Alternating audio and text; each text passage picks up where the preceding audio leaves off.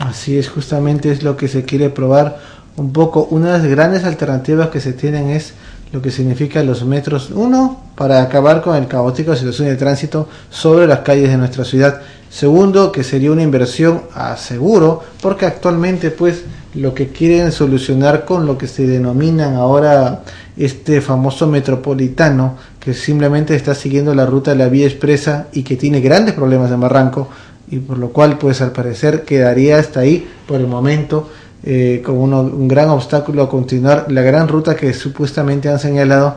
Pues estamos generando más que un sistema para aliviar el caótico tránsito, pero simplemente una línea más. Es como si hubiera una línea de ómnibus más, y no están solucionando virtualmente nada. Entonces es mejor estar pensando en una situación una solución a largo plazo, como lo que significaría en Metro Ingeniero. El estudio en la época que se realizó en los años 70 determinó también el tiempo de que demoraría poder construir ese tipo de sistema.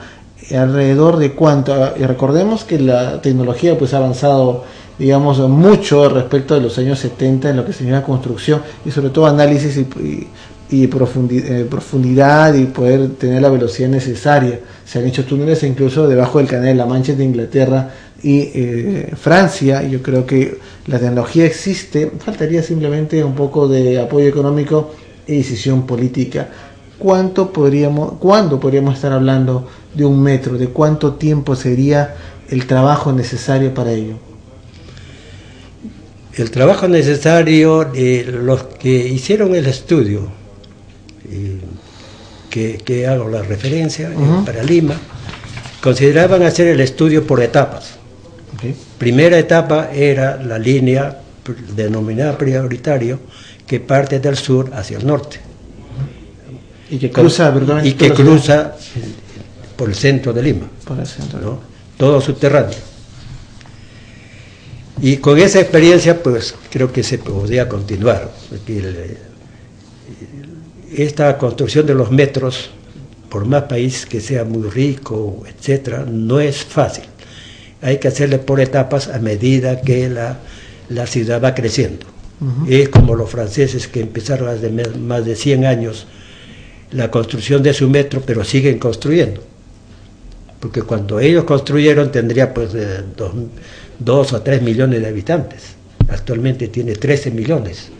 Con 13 millones pues tiene que extender las líneas que tenía. Así es. Los franceses, por ejemplo, al inicio tenían también tramos aéreos, pero ellos mismos se dieron cuenta de que estos trenes aéreos hacían mucho ruido, etc. Entonces mejor hay que meterlos al tierra. Todo el tiempo están haciendo a nivel internacional el metro bajo tierra. Esa es virtualmente la tendencia que se está teniendo, no solamente por lo que significa ruido, sino estéticamente cómo se vería pues una construcción en medio de la ciudad de ese entorno, ¿no? Claro, un tren aéreo, como tenemos el tren actual, eso llama la atención a los limeños hasta cierto punto, pero después llega también al cansancio del limeño. Pero en cambio, si es subterráneo, no se enteran por dónde pasa el tren. Claro. Y cómo lo han efectuado la construcción. ¿No? Y es lo mismo que en México, por ejemplo, los mexicanos, los ingenieros mexicanos se sienten muy comprometidos con su profesión. Entonces decían, no, nosotros lo hacemos, el metro. Pero después se encontraron con el problema de que no era fácil manejar ese suelo tan difícil que es, con fuerte predominancia de agua. Entonces han tenido que llevar consultores extranjeros y recoger sus opiniones, hasta que finalmente los franceses dijeron, este es el diseño es lo que debemos continuar. Así y efectivamente, ahora han demostrado los mexicanos y la técnica misma de que en el año 1985 hubo un terremoto muy fuerte en Lima, en México, en donde colapsaron 300 edificios, ¿no? Y al metro no le pasó gran cosa, siguió funcionando. Y eso que el terreno es malazo, ¿no? Claro. Es pura arcilla, con agua muy saturada, pero sin embargo, la técnica bien hecha, pues resulta. Recordemos que el suelo de México, según la historia, pues viene desde la época de que los españoles invadieron ese territorio, y en uno de los reyes de aztecas generó que desecaran una parte que era una zona pantanosa para hacerlo terreno más firme. A partir de eso, pues genera todo el problema de lo que es las edificaciones aztecas hasta el momento. Por eso encontraron ese problema justamente en México, que era una zona que fue pantano y fue desecada, claro, ¿no? Como dice, hay una canción que dice: México es una laguna. Y bueno, pues el canto mismo ya lo decía así, y Guadalajara es un llano. De ahí viene, pues. De ahí viene eso. Ahora, lo que ha sido importante es la propia naturaleza, porque México es una ciudad que está rodeada de una serie de volcanes. Entonces, durante su época han ido erupcionando y los volcanes han ido rellenando al lago. Y aparte de que con la llegada de los españoles ya tuvieron que rellenar más.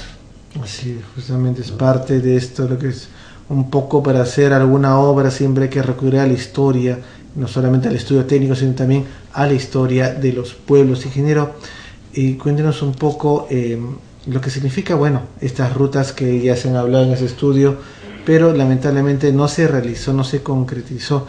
Luego de este experimento, de este estudio en la época de los 70, ¿se trató de retomar en alguna época posterior algo del metro? ¿O se tuvo otras ideas extravagantes, por decirlo menos, como el tren eléctrico aéreo, con una pésima ruta entre Villa El Salvador y el centro de Lima, que no estaba uniendo nada? Porque lamentablemente, pues, una ciudad dormitorio hacia el centro no es la opción, sino un polo productivo hacia el centro sería la opción, como se está viendo en esta época, ¿no? ¿Cómo fueron las otras opciones que luego de desechar el tren metro, el tren subterráneo, surgieron años después? Años después han surgido pocas propuestas, porque después que transcurrió como 8 o 10 años, vinieron una delegación de franceses para proponer al gobierno de que se hiciera el metro por el método de la concesión. ¿No? Pero entonces a la gente del gobierno dijeron que no vale la pena, mejor hay que ensanchar nuestras avenidas y con eso se consigue, ¿no? Eso fue en la época de Belaúnde, más o menos. Sí, en el segundo gobierno. Segundo gobierno. Siempre pues decían que era muy costoso, ¿no? Por el momento no hay que pensar, muy costoso. Sin embargo, como algo histórico podría decir que el presidente José Balta, un poco antes de la guerra con Chile, fue visitado por el ingeniero Ernesto Maes a Palacio. En Palacio lo recibieron muy bien, le ofreció que el tren de Lima a La Oroya y Huancayo lo haría él. Entonces le dice: ingeniero, el Perú está muy mal económicamente, las islas guaneras ya no rinden tanto, así que no es posible. Y después, un poco decepcionado, se retira Meis, y luego como a los 3 meses regresa a Palacio de Gobierno.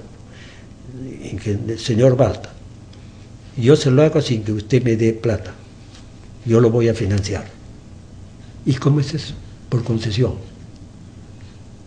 Por concesión, no recuerdo exactamente, 70, 80 años, que en ese periodo él usufructuaría del ferrocarril que había hecho. Claro, los costos de los entonces, de mantenimiento. Balta, con una gran visión, dice: bueno, si es así, hágalo. Y lo hizo.